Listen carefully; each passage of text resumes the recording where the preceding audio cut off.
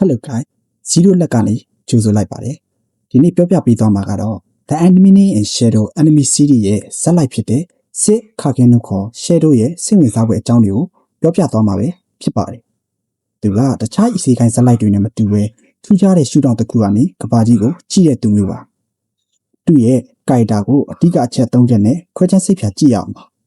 နံပါတ်1ရှုနှင်းပြုတ်စိတ်ကူးရင်မှုနဲ့အစွမ်းရောက်ခြင်း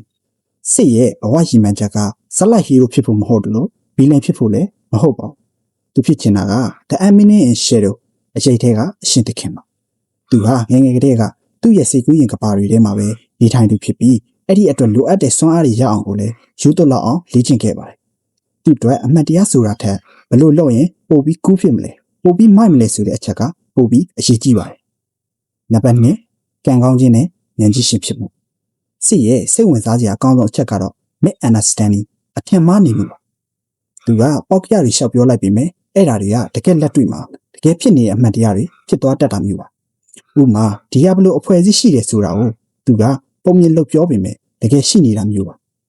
သူရဲ့ shadow garden အဖွဲ့ဝင်တွေကသူ့ကိုအရာရာကြိုသိနေတဲ့ဉာဏ်ကြီးရှင်လို့သတ်မှတ်ထားကြပြီးမြဲတကယ်တော့စစ်ကဒါတွေကို role play ဇက်ကောင်ကစားခြင်းလို့ပဲထင်နေတာပါရှင်းရှင်းပြောပြရရင်သူပြောထားတဲ့ဇာတ်လမ်းမှာ shadow garden ကလူတွေကဝင်ကစားပေးနေတယ်လို့ထင်နေတာပါနံပါတ်3ကိုကျင်တရားနဲ့တကူစွမ်းအားစစ်ဟာ evil ကာရီတာမဟုတ်ပေမဲ့ဖြူစင်တဲ့သူလည်းမဟုတ်ပါဘူးသူဟာသူ့ရဲ့စိတ်ကူးရင်ဇာတ်လမ်းကိုအကောင့်ထဲဖော်ဖို့အတွက်ဆိုရင်ဘယ်သူကိုမဆိုတတ်ဖို့ဝင်မလေးပါဘူးဒါပေမဲ့သူ့မှာကိုယ်ပိုင်စီမင်းစည်းကမ်းတစ်ခုရှိပါတယ်အပြစ်မရှိတဲ့သူတွေကိုရွေချက်ရှိဒုက္ခမပေးတတ်ပေမဲ့သူ့ကိုလာကြည့်ရင်တော့အပြက်ရှင်းပြတတ်ပါတယ်